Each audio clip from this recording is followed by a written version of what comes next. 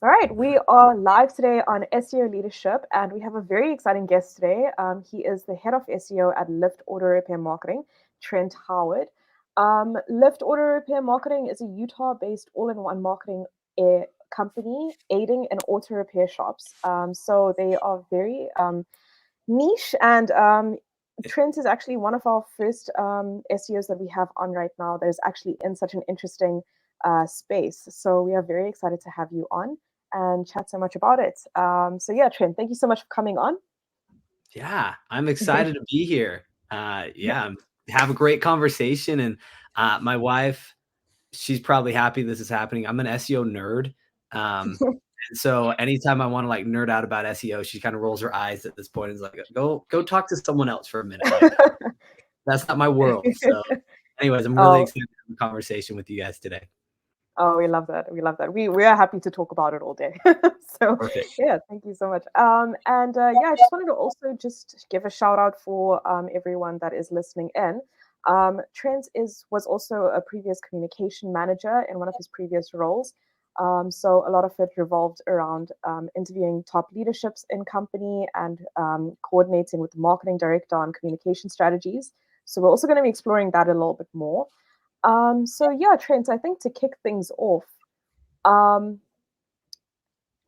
what I think one of the major questions that we actually want to get into it as a hot topic right now is when you went from 97th Floor, which was your previous company, to Lift Auto Repair Marketing. What made that switch? And can you tell us a little bit about yeah, just your journey within niching down from 97th Floor to Auto Repair? Yeah. So I was at 97th Floor for 7 years, which in the agency world, I feel like is an eternity. Um, Mm, and I loved it there. It was an amazing company. They're amazing people and they're doing amazing work. And I started as just an SEO fulfillment specialist. So um, I started my journey there and kind of worked my way up until the past 2 or 3 years at 97th Floor. I was the head of SEO, running the mm, department, managing all the strategies and making sure everything was top of the line for our clients. And it was really exciting. 97th Floor works with amazing companies, huge brands. Um, I mean, we worked from everyone from your small mom and pop shops to like Capital One was a client, Salesforce. I'm a big basketball guy. The Utah Jazz were a client for us. I'm also based in Utah, so that's not yeah. like a popular team around the country, but for me, a dream working with the NBA and with the Jazz specifically. So Awesome. it was really an awesome opportunity and situation, a great company. Um, but I found that I was looking for a new challenge. And that's where Kelsey, who's the owner of Lyft Auto Repair Marketing, he reached out to me and was telling me what he was up to, that he was building this company that was focused, as you said, completely on one niche, auto Mm, repair shops. That's what mm, Lyft is. It's an agency, and those are our one and only clients. And he needed someone to come in and really help take his SEO department to the next level. And for me, it seemed really exciting. Instead of spending all of my time trying to build unique campaigns for each and every client that came in at 97th Floor, everything was extremely customized.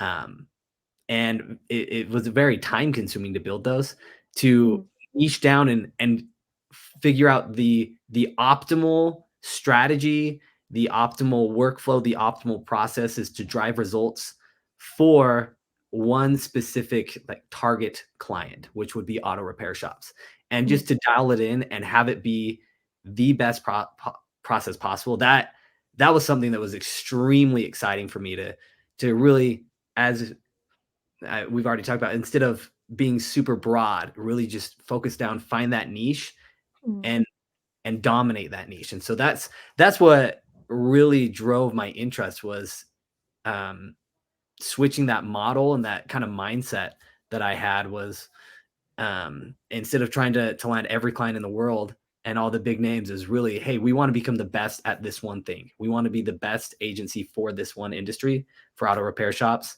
and we're gonna plant that flag in the ground and own that. And so yeah, that's really there's many facets to it, but just that opportunity And the leadership, Kelsey, the owner at Lyft, is doing amazing things. I say Lyft, people get Lyft auto repair marketing, Not the, compared with yeah. Lyft drive share app.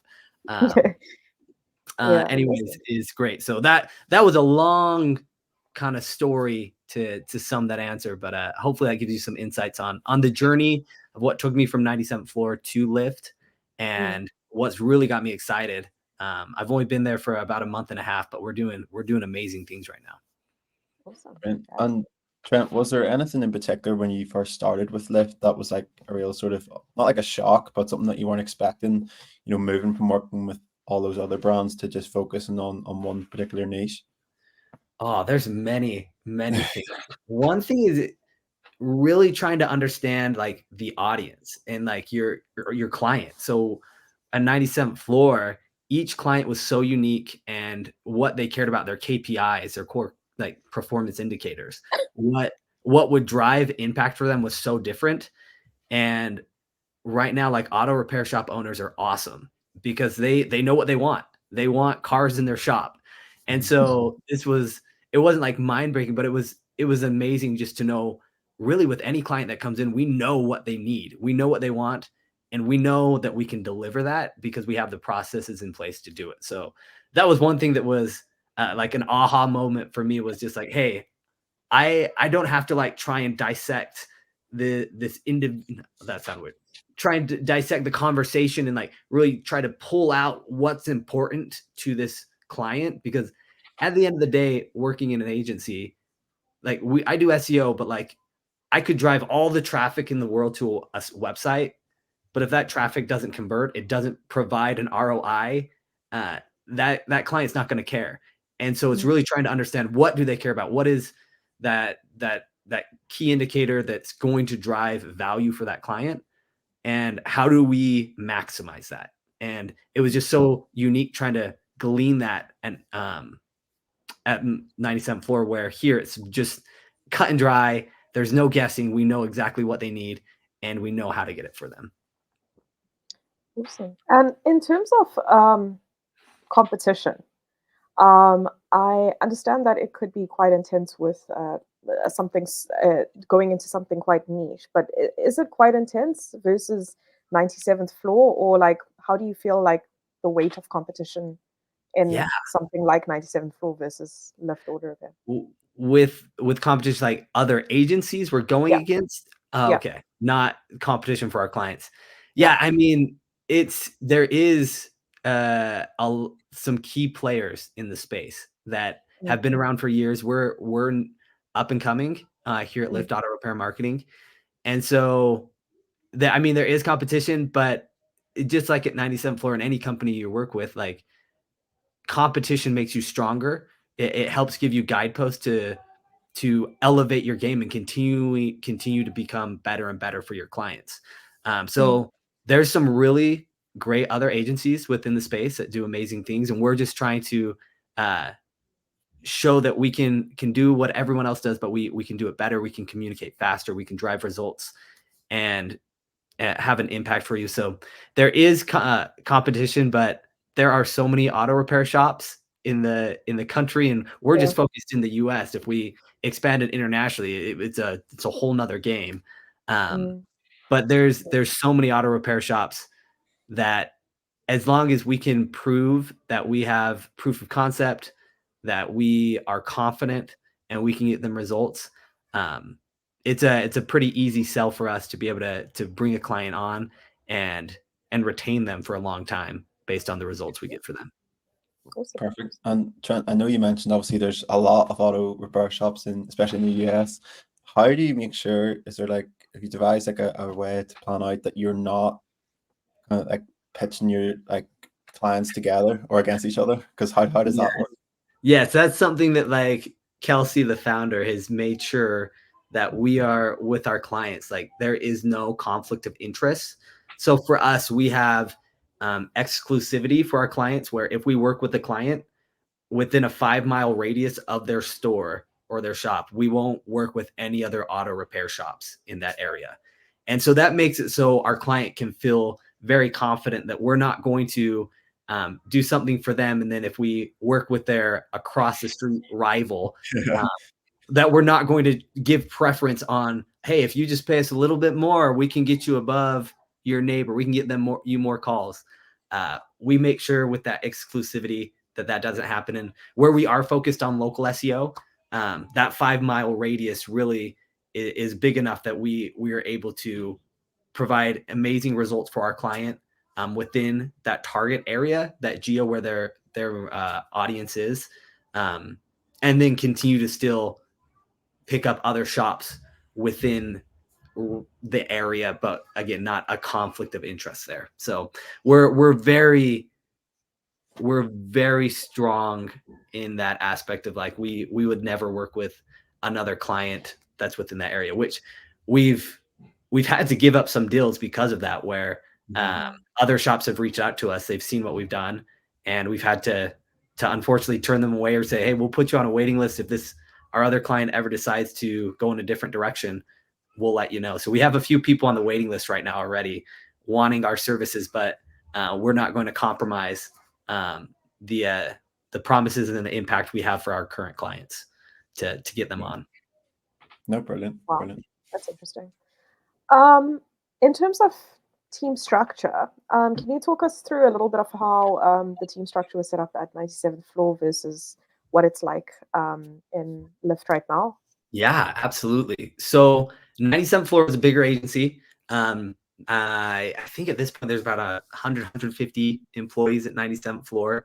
And so the team structure, we had 8 or 9 different teams at 97th floor. And within a team, you would have an account manager or an account director who was the main point of contact, did most of the communication with the client. But then it was almost like you had your own little agency. So 97th floor had a really great team structure where you had your account director, and then you would have specialists in all the different areas of fulfillment. So you'd have 1 to 2 SEO specialists on your team, 1 to 2 content marketers, 1 to 2 ad specialists, a designer, and that team would work together on all of their clients. And so it really prevented a lot of silos that happen a lot within typical marketing agencies, where you get a client in and the point of contact, the account manager is going to reach out to the SEO team to get someone to do a project for them. And it could be anyone on that SEO team who's doing that project. And then they'll get an ad specialist to do another project, but there's not consistency. And so having the team structure like that at 97th floor allowed for there to be consistency, for the teams to get to know the clients and really become a partner with the clients. And that led to retention. I had one client at 97th floor. I'll shout them out. Gigamon. They were one of my favorite clients. We worked with them for like 5 years. And when I left, we were still working with them. And we knew them. And we were basically an extension of their team. And so that was the model at 97th floor. And with the bigger, the kind of bigger scope of projects where it wasn't local SEO, typically it was more national, international projects, that worked really well for 97th floor. At Lyft, it is a different structure where we have our account managers who are in the day-to-day, they're working with our clients, doing all the communication.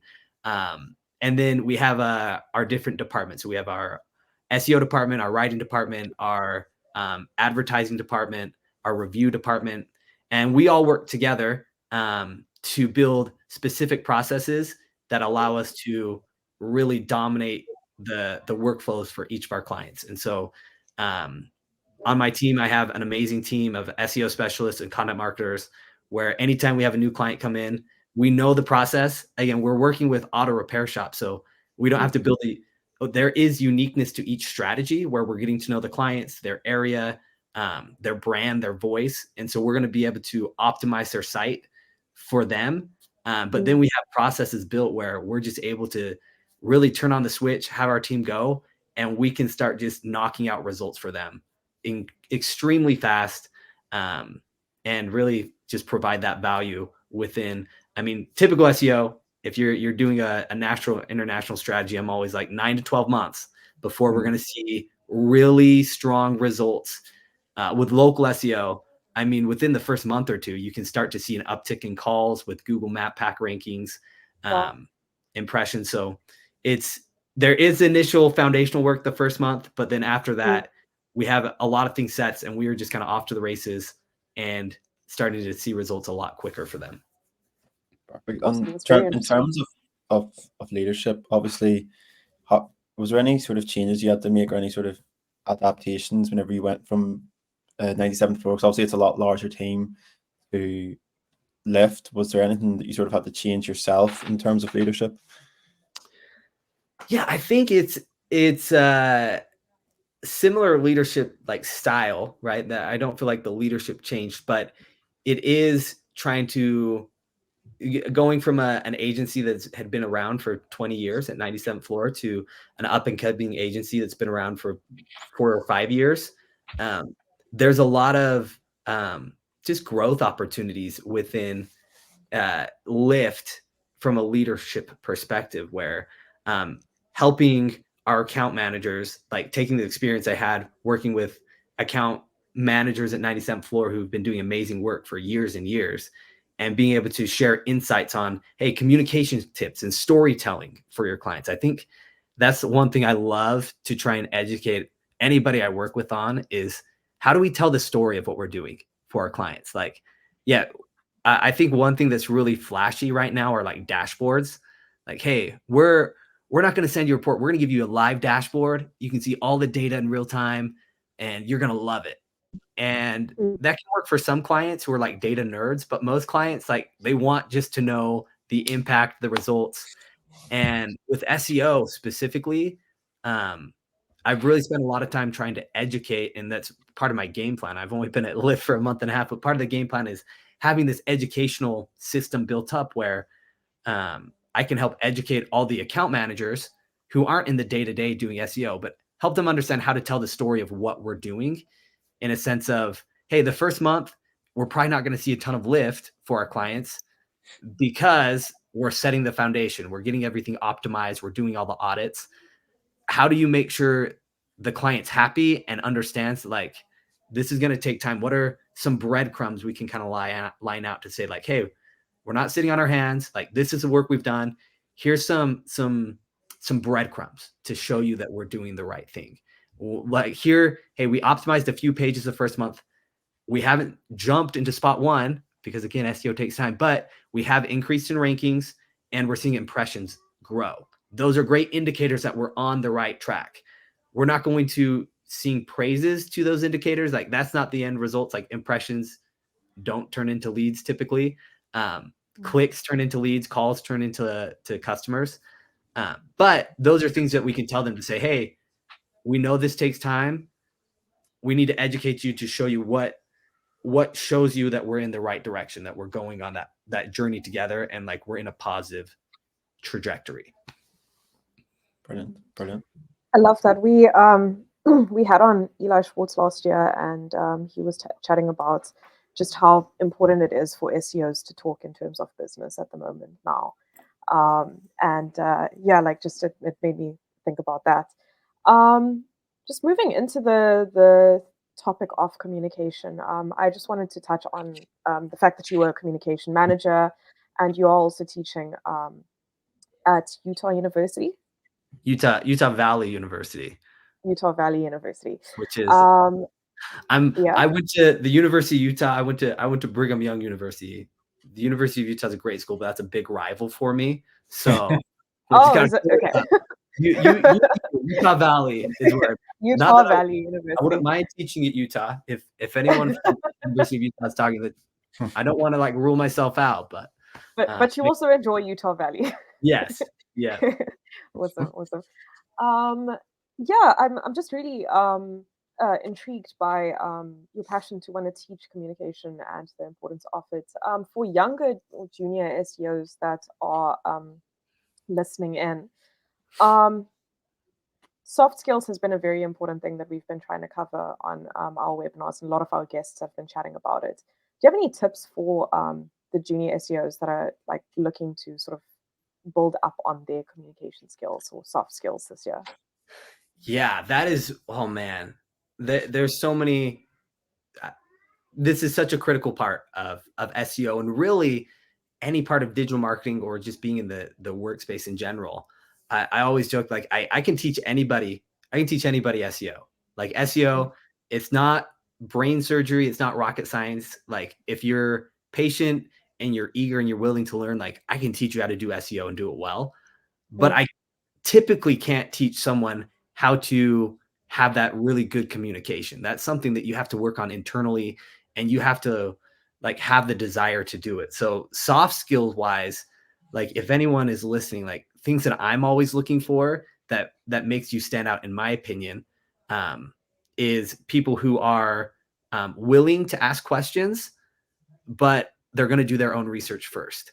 And so someone who will take the time to try and figure something out, but if they can't figure it out, they're not going to slump back and like give up, or they're not going to spend hours and hours and hours trying to research it out.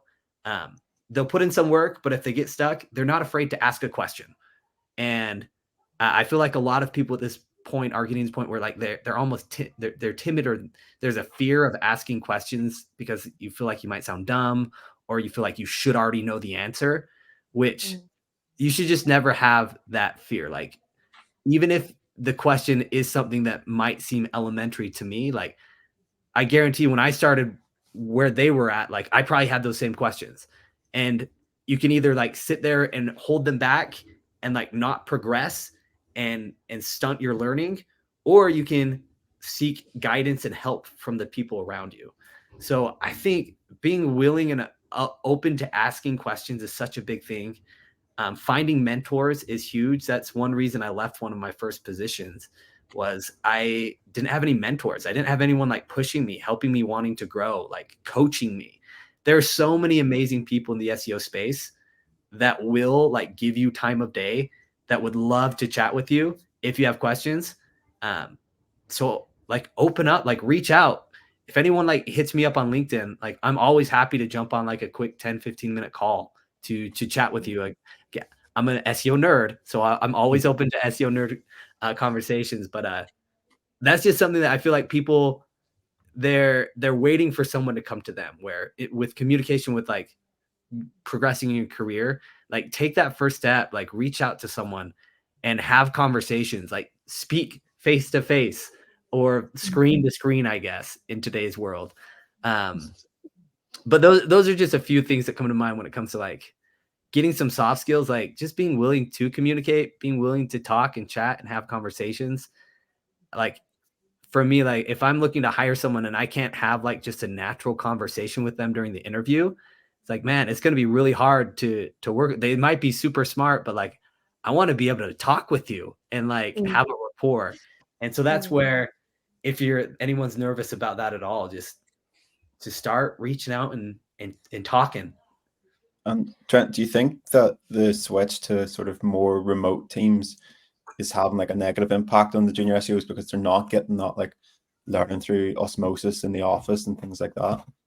Yeah, there's such a give and take with remote work. There's the benefits of like so many more opportunities, so much flexibility and freedom, which allows like such a great work-life balance. But you do miss out on just the intangible like opportunity to rub shoulders with people and like listen in on conversations and like go get a drink in the break room and just like build up a rapport with someone. When you're working remote, like unless you have a meeting on the calendar with somebody, like you're typically not going to talk to them. Or if you do have a question, you're going to Slack them or however you message.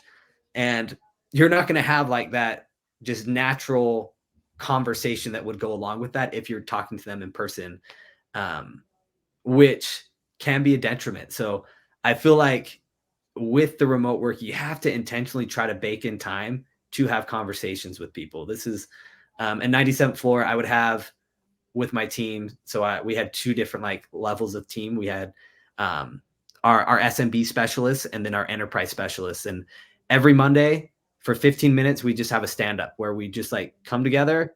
We'd talk about our weekend. We'd catch up. We'd talk about one project we're excited about, or like one project we're stuck on, one project we were nervous about. we would just have like an open conversation for 15 minutes.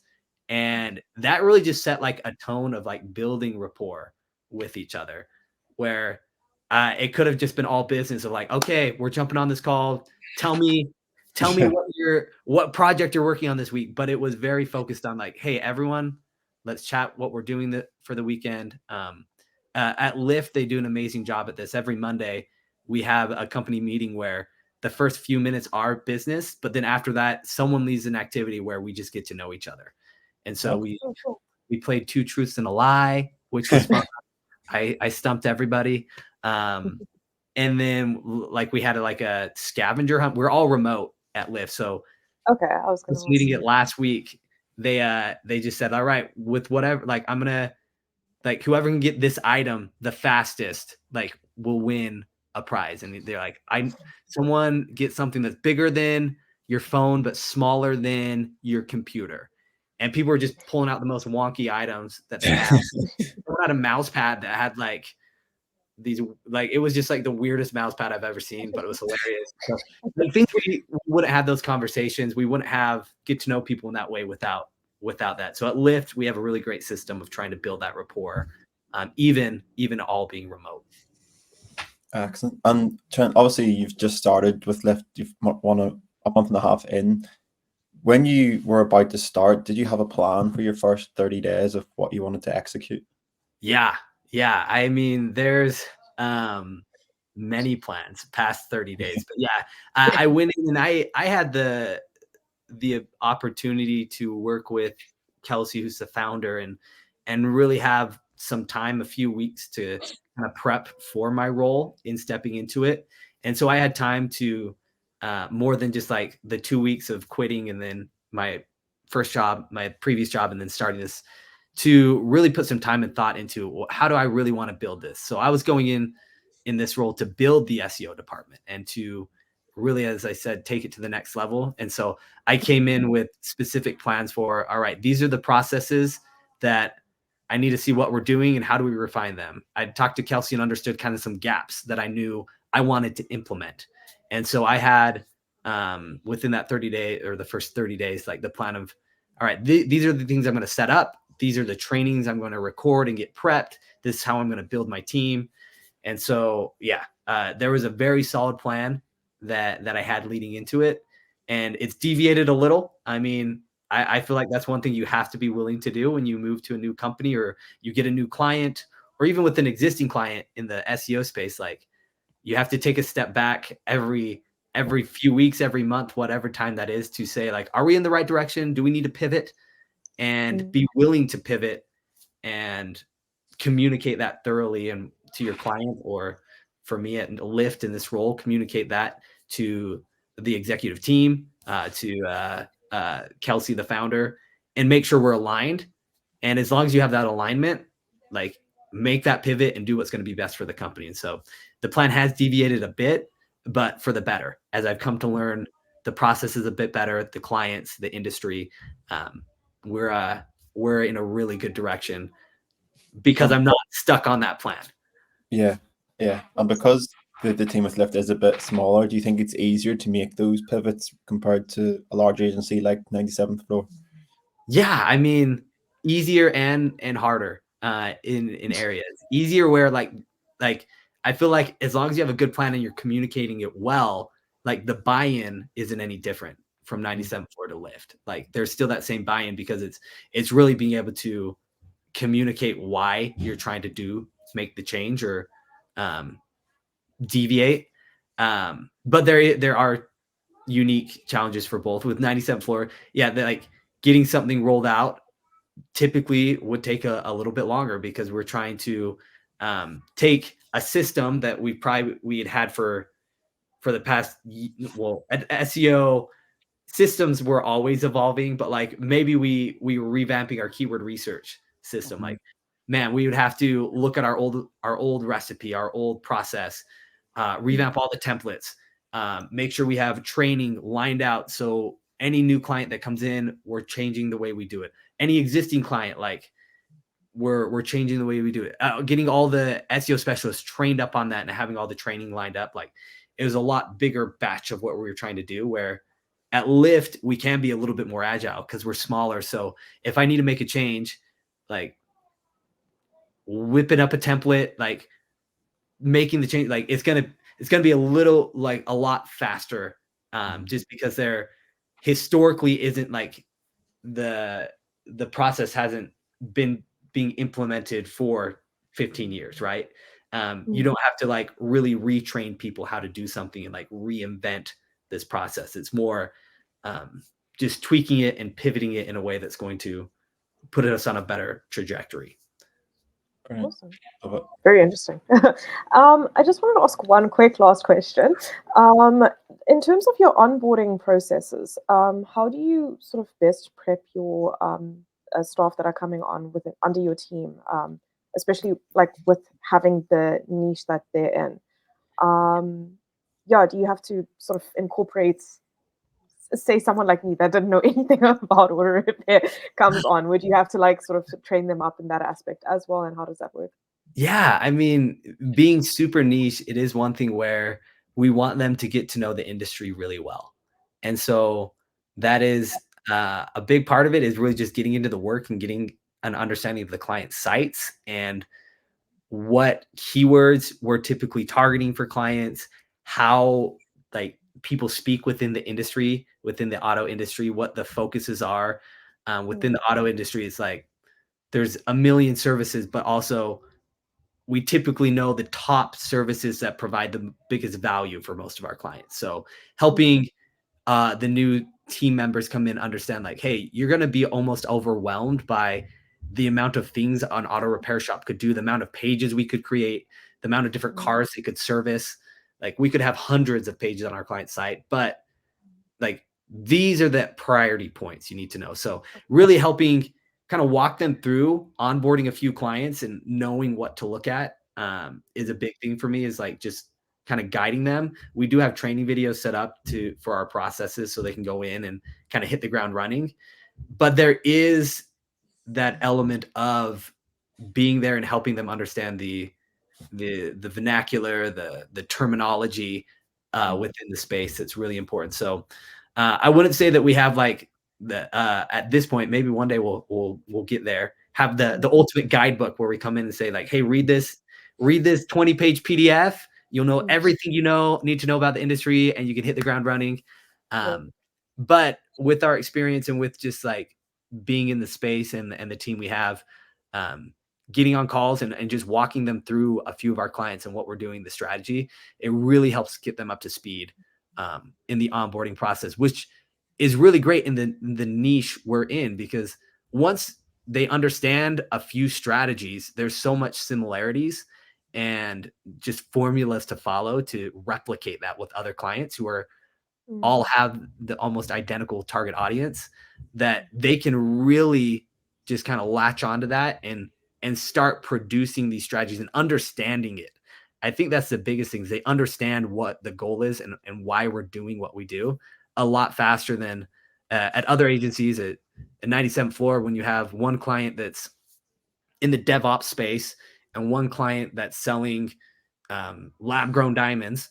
Like they have very different like strategies, very different approaches, very different issues that are all so unique that like it takes time to try and really latch onto what you should be doing, how you should be speaking, what you should be focusing on for each client.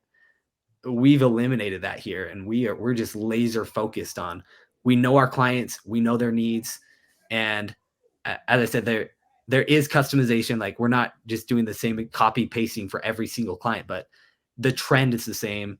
The KPIs are typically the same, and it allows us to be able to drive that impact for our clients without getting distracted on other things that could not provide the same value. Yeah. Wow. Brilliant. Very interesting webinar. Yeah, I'm sure a lot of people got some great topics out of that. We are going to be writing a newsletter about this as well, with a few highlights. So yeah, it's probably going to be a book. But yeah, thank you, Trent, so much for coming on. Such a lovely conversation. Yeah, thanks for having me. And yeah, we went a lot of directions. So hopefully someone got a nugget out of this or two. But I really appreciate the time. I love what you guys are doing in the industry. So keep it up. And just SEO for hire. Keep them on your radar, everybody, if you're looking for some help. So thank you guys for letting me join you today. Cheers. Have a great weekend, Trent. Yeah, take care. Enjoy. Bye.